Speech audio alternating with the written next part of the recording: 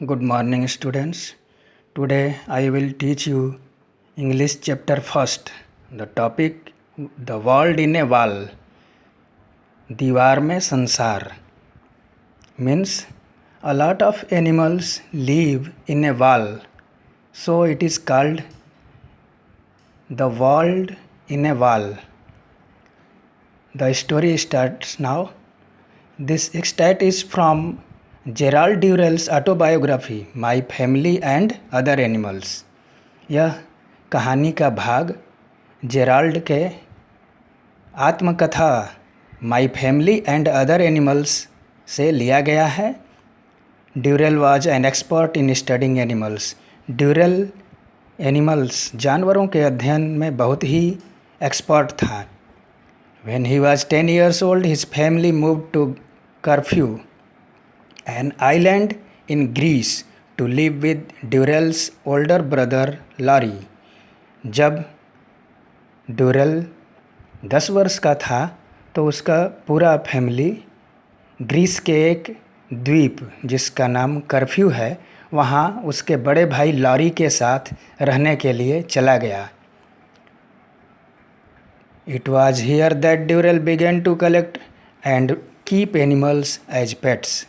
और वहाँ पर ड्यूरेल जानवरों को कलेक्ट करने लगा, इकट्ठा करने लगा अपने पालतू बनाने के लिए, मतलब जानवरों को इकट्ठा करके पालने लगा।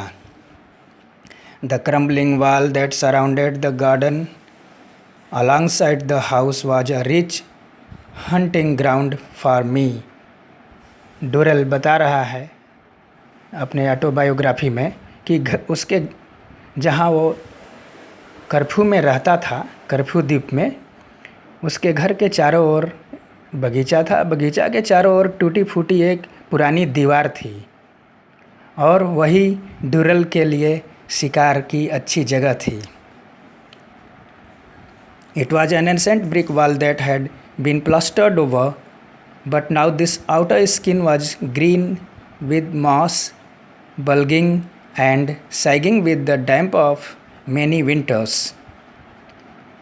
जो दीवार थी वह बहुत ही पुरानी थी, उसके ऊपर के प्लास्टर टूटे हुए थे और उस प्लास्टर पर नमी के कारण काई, ग्रीन कलर की, ग्रीन जो होता है, काई लग गई थी और प्लास्टर उखड़कर झूल रहा था। पुराना प्लास्टर टूटकर मैप के आकार जैसा बन गया था, जहाँ कुछ इंच चौड़ा और कुछ फटी हुई दरार दिख रही थी। The whole surface was an intricate map of cracks, some several inches wide. There was others as fine as hairs. Here and there large pieces and dropped off and revealed the rows of rose pink bricks lying beneath. और जहाँ दीवार टूटी हुई थी वहाँ pink colour के ईंट दिख रहे थे। The inhabitants of that wall were mixed locked, and they were divided into day and night workers.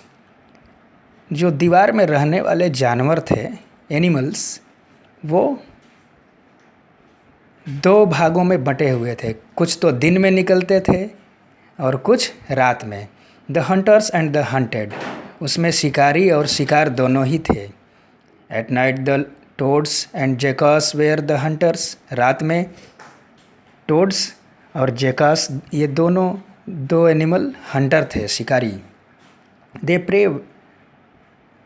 Pray was the population of stupid absent-minded crane flies, moths of all shapes and sizes, and rotund beetles hurrying with their night's work.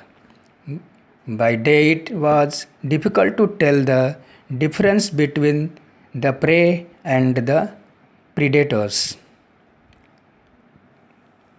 अब जो शिकारी, रात के जो शिकारी थे, उनका शिकार सीधे साधे एब्सेंट माइंडेड जो फ्लाइज थे, उड़ने वाले कीड़े मकोड़े, वो शिकारी उसको खाते थे। इसमें बड़े छोटे सब साइज के थे और ये रात में निकलते थे। By day it was difficult to tell the difference between the prey and predators. और दिन में शिकार और शिकारी दोनों में अंतर कर पाना बहुत ही कठिन था।